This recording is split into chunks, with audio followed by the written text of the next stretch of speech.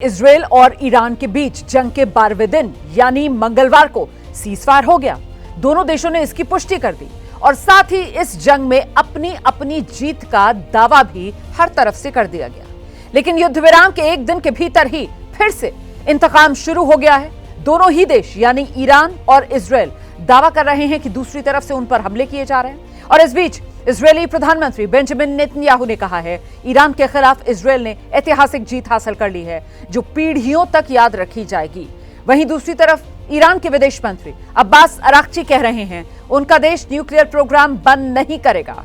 उन्होंने कहा कि हमने इस तकनीक को हासिल करने के लिए बहुत मेहनत की है, हमारे वैज्ञानिकों ने बलिदान दिए हैं और हम अपना परमाणु कार्यक्रम जारी रखेंगे।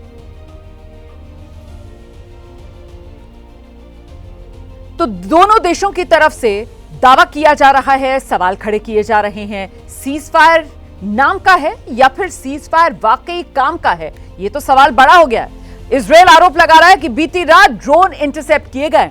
ईरान भी पलटवार कर रहा है कि हमारे एयर डिफेंस सिस्टम ने इजरायल के ड्रोन मार गिराए हैं। इजरायल कह रहा है कि ईरान की तरफ से ड्रोन हमले जारी हैं। ईरान कह रहा है उन्होंने मुसाद के 6 जासूस पकड़े हैं।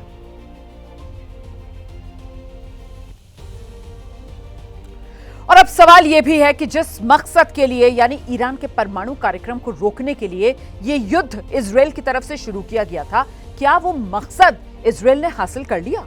यह सवाल बड़ा है। खुद इजरायली मीडिया यह दावा कर रही है कि ईरान का परमाणु कार्यक्रम तो पूरी तरह नष्ट नहीं हुआ है और दूसरी ओर अमेरिकी अखबार न्यूयॉर्क टाइम्स दावा कर रहा है ईरान ने कुछ महीने के लिए ही परमाणु कार्यक्रम फिलहाल टाला है और ईरान अपने परमाणु कार्यक्रम को फिर से शुरू करेगा। तो अब सवाल ये कि आखिर इस जंग से हासिल हुआ क्या?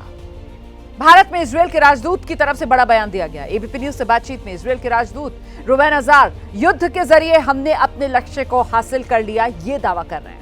ईरान ने परमाणु कार्यक्रम फिर अगर शुरू किया तो हम जवाब देंगे, ये भी रुवेन अजार की तरफ से कहा गया है। तो कुल मिलाकर इजरायल जो है वो अपने स्टैंड पर कायम है। इजरायल की तरफ से कहा जा रहा है कि परमाणु क्षमता ईरान की खत्म की है उसने, जाहिर सी बात है अमेरिका के सहारे, और साथ ही साथ वो ये कह रहा है कि अगर फिर से ईरान इस तरीके की कोई हरकत करेगा तो फिर ईरान को सबक सिखाने में इजरायल पीछे नहीं हटेगा। भारत में इजरायल के राजदूत का ये बड़ा बयान सुनाते हैं आपको।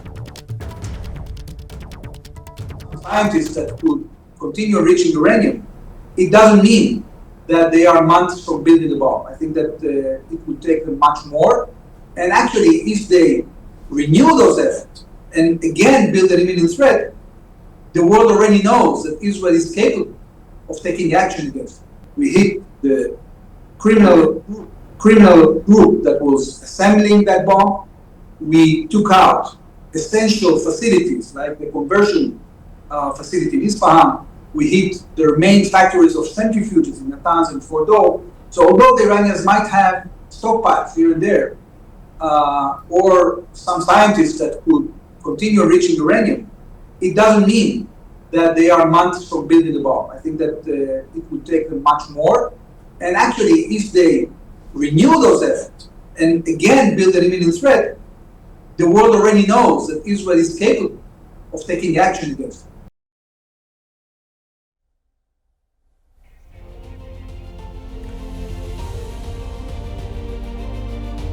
उधर इजरायल और ईरान को लेकर ट्रंप की तरफ से एक नया बयान दे दिया गया है। अमेरिकी राष्ट्रपति डोनाल्ड ट्रंप कह रहे हैं जैसे स्कूल में छोटे बच्चे लड़ते हैं, ईरान इजरायल वैसे ही लड़ रहे हैं। उन्हें 2-3 मिनट लड़ने के लिए छोड़ दो और फिर वो अपने आप शांत हो जाते हैं। तो लीजिए, दुनिया के 2 देशों को डोनाल्ड ट्रंप जो हैं वो स्कूल के छोटे बच्चे बता रहे हैं। कह रहे हैं कि जैसे छोटे बच्चे लड़ते हैं, 2-3 मिनट के लिए उन्हें लड़ने के लिए छोड़ दो। यही हाल इजरायल और ईरान का है।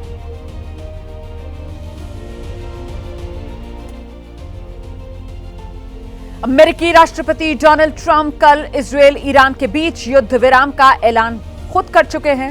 हालांकि इसके ठीक उलट ट्रंप की बातों को ना ही इजरायल ने गंभीरता से लिया, ना ही ईरान ने उनकी बातों पर ज्यादा ध्यान दिया।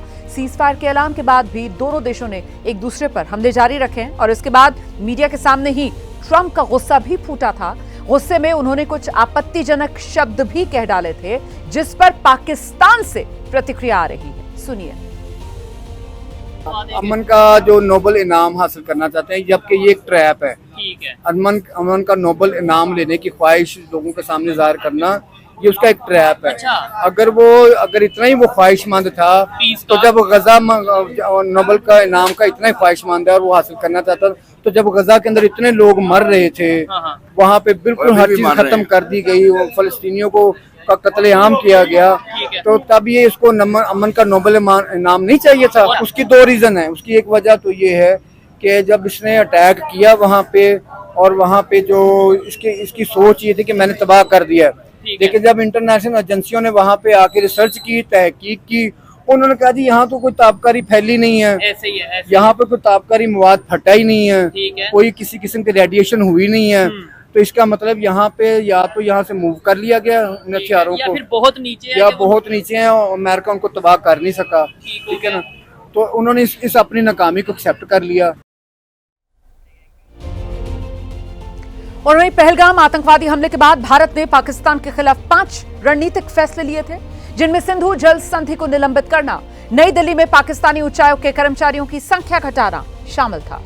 अब पाकिस्तान के प्रधानमंत्री शहबाज शरीफ भारत से बातचीत के लिए सऊदी अरब के सामने गिड़गिड़ा रहे हैं। सऊदी अरब के सामने पाकिस्तान गिड़गिड़ा रहा है। भारत के साथ पाकिस्तान बातचीत करने को बेताब है और इसीलिए वो सऊदी अरब से गुहार लगा रहा है। सऊदी अरब की युवराज को शहबाज शरीफ ने फोन किया है। सार्थक बातचीत के लिए पाकिस्तान तैयार है। शहबाज शरीफ ने ये संदेशा सऊदी अरब के जरिए भारत पहुंचाने की कोशिश की है। जल समझौते सहित कई मुद्दों पर चर्चा की इच्छा पाकिस्तान की तरफ से जताई गई है।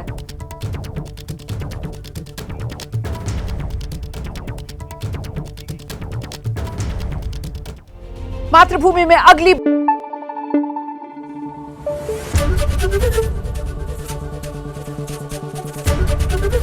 एबीपी न्यूज आपको रखे आगे।